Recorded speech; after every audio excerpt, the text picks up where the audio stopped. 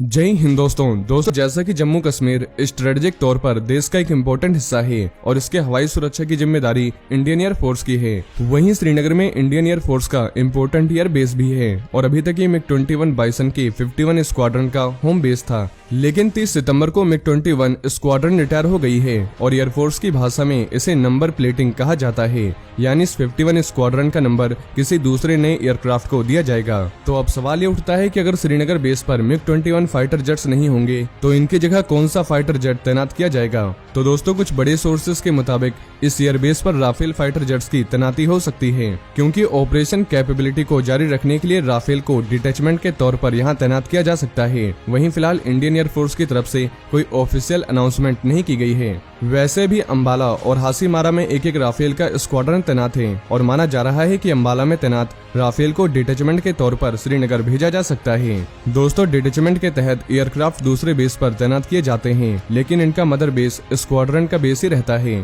साथ ही ये तैनाती टास्क के हिसाब से होती है और समय भी उसी के हिसाब से फिक्स होता है, यानी इन्हें कितने समय के लिए दूसरे बेस पर तैनात किया जाएगा। वहीं अंबाला में राफेल की तैनाती टू फ्रंट वॉर को ध्यान में रखकर किया गया है और राफेल की जो क्षमता है उसके मुताबिक तिब्बत में चीन के जितने भी एयर बेस हैं वो सब राफेल की रेंज में आते हैं। वहीं पाकिस्तान भी राफेल आसानी से पहुंच सकता है और ऐसा भी नहीं है कि राफेल हमेशा के लिए इस बेस पर तैनात होगा। ऑपरेशन कैपेबिलिटी के हिसाब से डिटैचमेंट में दूसरे एयरक्राफ्ट को भी श्रीनगर बेस में तैनात किया जा सकता है। हालांकि राफेल अगर अंबाला से भी ऑपरेट करे तो भी पाकिस्तान के किसी भी हरकत का मुंहतोड़ जवाब दिया जा सकता है। लेकिन मेन मुद्दा टाइम है, यानी अगर कोई Pakistani fighter jet Indian air space का उल्लंघन करने की कोशिश करता है तो जितने भी एयर स्पेस उस इलाके में होते हैं सब एक्टिव हो जाते हैं। और अगर राफेल को श्रीनगर में डिटैचमेंट के तौर पर तैनात किया जाता है तो वहां से चीन के इम्पोर्टेंट एयर बेस कासगढ़ की दूरी 625 किलोमीटर और होटान 570 किलोमीटर है, जहां आसानी से राफेल पहुंच सकता है।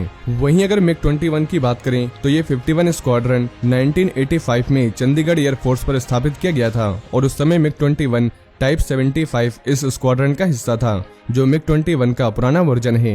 लेकिन सन 2004 में MiG-21 के अपग्रेडेड वर्जन MiG-21 बाइसन को 51 स्क्वाड्रन में जगह मिली और इस स्क्वाड्रन को श्रीनगर बेस पर तैनात कर दिया गया था। दोस्तों श्रीनगर एयरबेस पर तैनात MiG-21 बाइसन का 51 स्क्वाड्रन उस दिन हेडलाइंस में आया जब 27 फरवरी 2019 को पाकिस्तान के फाइटर जेट ने LOC पार कर भारत के एयर स्पेस का उल्लंघन किया था। उस समय इसी स्क्वाड्रन में तैनात विंग कमांडर अभिनंदन वर्धमान ने MiG-21 उड़ाते हुए पाकिस्तान के F-16 फाइटर जेट को मार गिराया था। सोर्सेस के मुताबिक 51 स्क्वाड्रन के जितने भी MiG-21 हैं उसके एसेट बाकी बचे 3 स्क्वाड्रन में बराबर बांट दिया गया है, यानी उनके एयरक्राफ्ट, पायलट, ग्राउंड स्टाफ और आर्मामेंट तीनों MiG-21 स्क्वाड्रन में बांट दिया गया है।